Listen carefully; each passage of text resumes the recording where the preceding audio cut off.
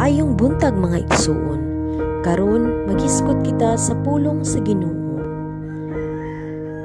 Adunay mga higayon sa atong kinabuhi diin makasinati kita og kalisod.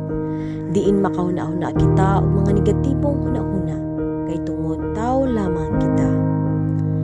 Adunay mga higayon nga maghuna-huna kita og problema. Adunay mga higayon nga mag-uol kita. Pero mga igsuon, atong hinumduman nga ang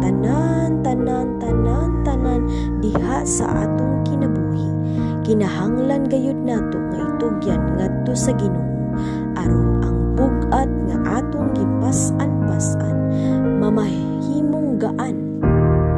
Giingon sa Mateo 11:28, "Come to me, all of you who are tired from carrying heavy loads, and I will give you rest."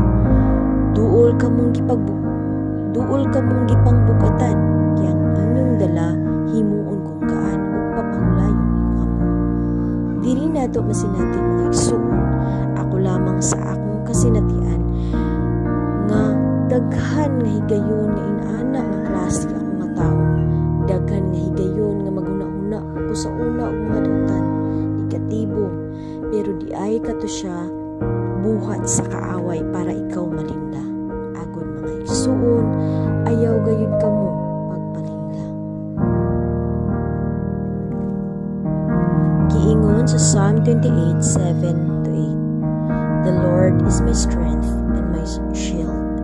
In Him my heart trusts, and I am helped. My heart exults, and with my song I give thanks to Him. The Lord is the strength of His people. He is the saving refuge of His